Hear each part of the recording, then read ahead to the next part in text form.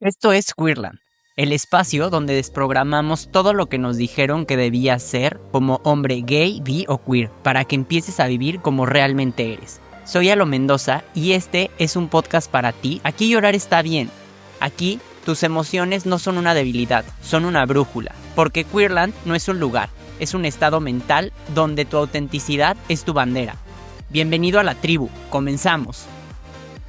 Hola, mi querido Queerlander, estoy muy emocionado de regresar con otro episodio de la miniserie Salir del Closet y Después qué.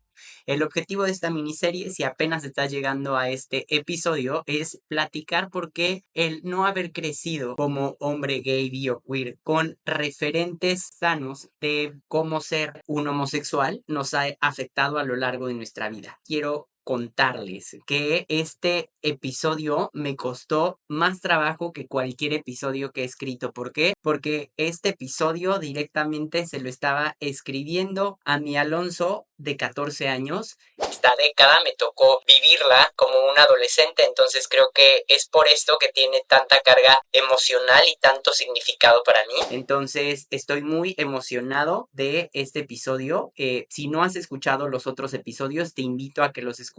Quiero invitarte a que me sigas, que te suscribas y que me regales 5 estrellas para que pueda llegar a más personas. Y ya después de tanto comercial, ahora sí, quiero invitarte, si te es posible, a que cierres los ojos, a que tomes una respiración profunda conmigo, que inhales y exhales, y que de pronto cuando abras los ojos, estás en los 2000. Quiero platicarte cómo me visualizo yo, que tenía 14 años y de pronto se escucha el chirrido del módem, de repente se escucha el Messenger. Me ataca esta pregunta que dice, ¿este estado que estoy poniendo en Messenger será demasiado gay? Y con esta reflexión quiero platicarte cómo era el entorno y el contexto histórico que vivíamos en los 2000. En los 2000 vivimos una explosión radical, ¿no? Pasamos de tener 3 canales de televisión, 4 canales, Televisa, TV Azteca, el 7, el 5, a tener una variedad de canales, ¿no? De pronto teníamos la posibilidad de ver VH1, Discovery, Home and Health,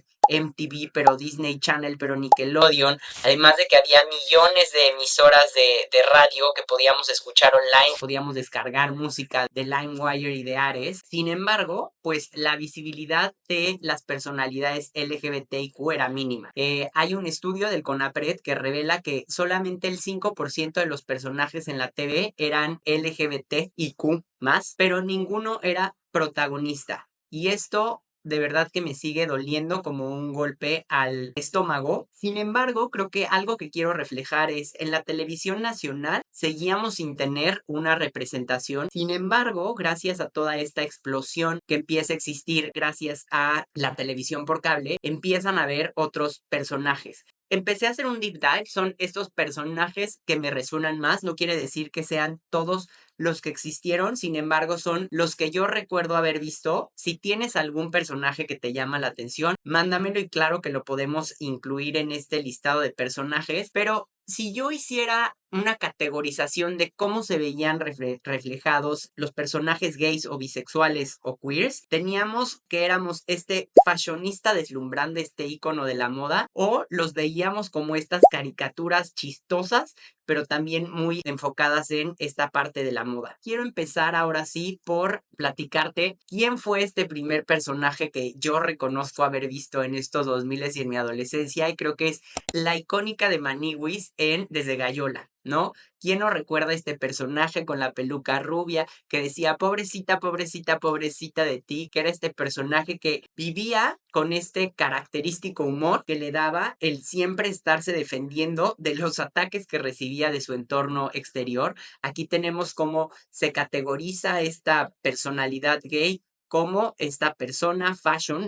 Si mal no recuerdo, Maniwis era dueño como de una estética y todas sus cosas sucedían a lo largo de una estética. Y de aquí quiero pasar a otra personalidad que vi en televisión nacional, que era Luigi Lombardi, de La Fea Más Bella, que es como este remake de Betty la Fea, que es este personaje que fue personificado por Sergio Mayer. No sé si era un villano, se podría hablar, pero era este incondicional de de la villana de la serie. Era este personaje altamente, no era el director creativo de la agencia donde trabajaba Betty la Fea, y era este entorno de colores, este entorno de Exalto. También era un personaje que se categorizaba mucho el tema del amaneramiento, el tema de estas reacciones exageradas, que sí estaban cubiertas de humor para verlo, pero creo que sí era muy categorizado cómo reflejaban a este personaje. Y algo bien interesante, este personaje nunca tenía una escena profunda, ¿no? Siempre se le veía siendo malo, siempre se le veía,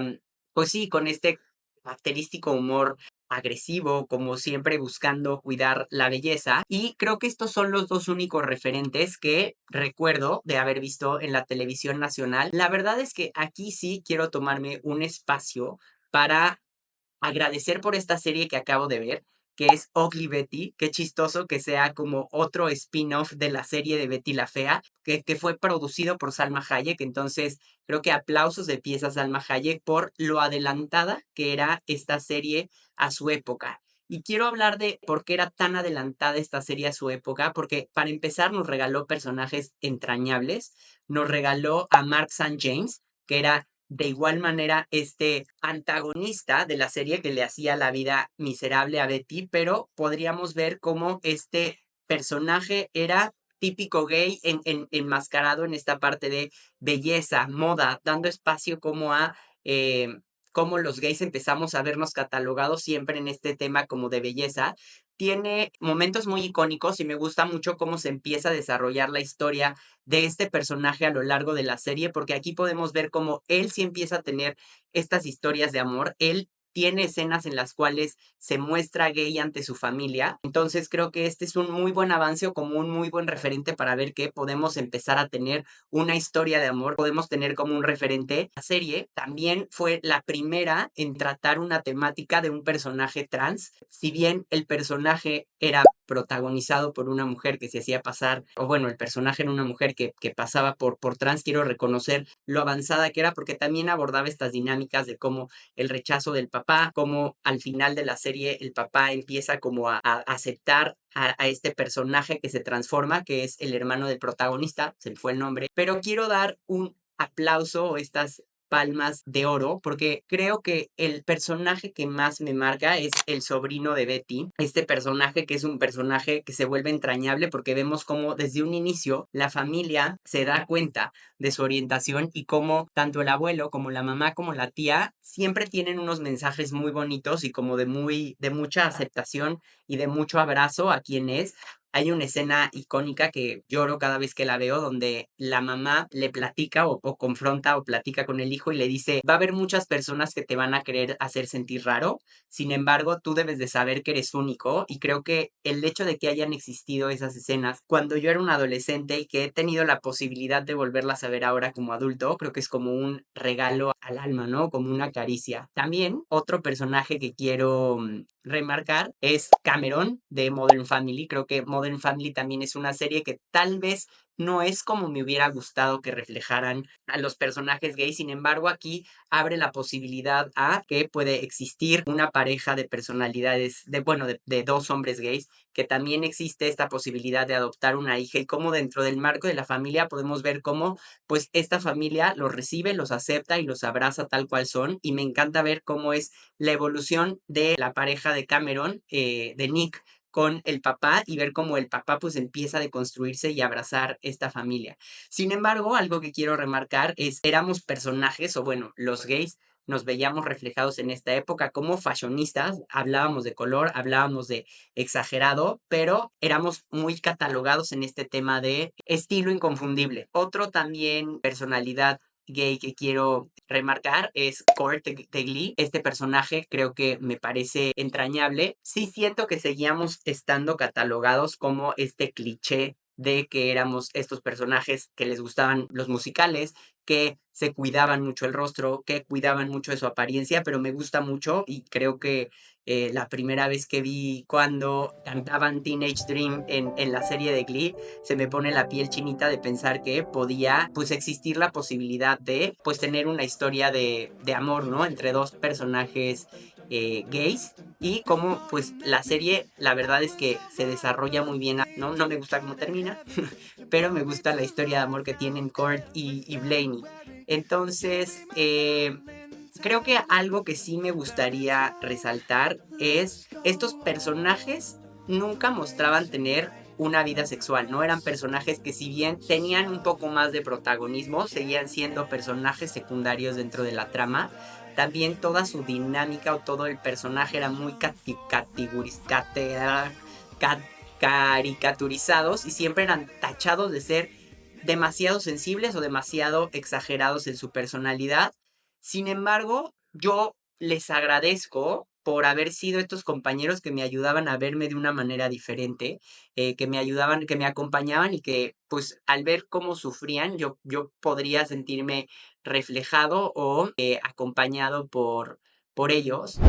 Ahora quiero platicar un poco de cómo esta parte de referencia impacta correctamente. Recordemos que en la mente no puede identificar entre lo que es ficción y lo que es real. Entonces, el simple hecho de nosotros ver que bien existen estos personajes exagerados o que existen estos personajes que tienen que lucir muy atractivos a cámara o que tienen que ser estos referentes de la moda, nos encasilla en este potencial, ¿no? El hecho de no ver que existen otro tipo de colores o de paletas, de personalidades gays que pueden existir, nos empieza a crear como esta construcción de decir, ok, sí puedo ser bienvenido como un hombre gay, pero siempre y cuando cumpla esta serie de requerimientos, ¿no? Tengo que ser muy chistoso, muy agraciado, también voy a ser juzgado o criticado por tener este alto nivel de emocionalidad, como lo podemos ver en algunas escenas de las series, y esta parte de pues si bien es posible que tenga una historia de amor, pues como que queda a un lado toda esta parte de poder explorar que pues eres una pareja que puede vivir más de esto. El crecer construyendo nuestra identidad a través de estos modelos que son muy pequeños, nos hace creer también como con dudas, miedos, ver que nos empezamos a evitar.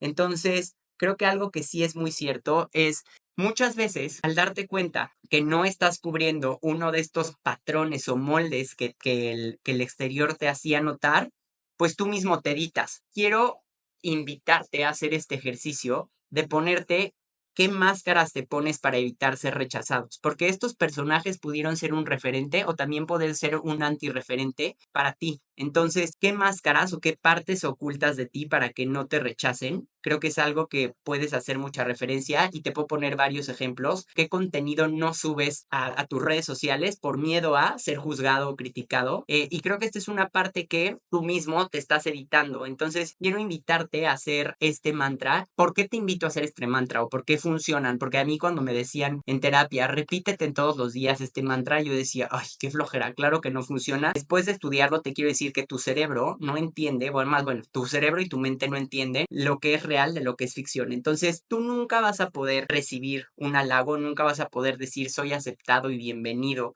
y merezco ser auténtico por otras personas si tú mismo no te lo dices. Y entonces lo importante es repetírtelo y por eso te invito a que hagas este mantra que diga, hoy me permito ser visto tal cual soy. Con este estás empezando a construir este puente para poder abrirte a ser más que estos referentes que podíamos ver. Quiero agradecerte por estar o por llegar hasta aquí. Quiero invitarte a que hagas esta reflexión, que si puedas me escribas, me encantará leerte qué partes de ti son las que ocultas por miedo a que te rechacen. Y quiero también que escribas cómo te gustaría ser visto o cómo te gustaría ser reconocido y empezarlo a reconocer tú mismo desde tu lado. Si te gustó este capítulo, regálame 5 estrellas. También compártelo con quien creas que le va a hacer bien escuchar este contenido. Y nos vemos en el siguiente episodio, que es el último, que son los 2010, donde también quiero hacer una reflexión para evaluar qué personajes y en qué modelos nos estaban encasillando en esa década a las personas LGBTIQ, principalmente a los hombres gays, bis o queers. Y pues hasta la próxima, Queerlanders.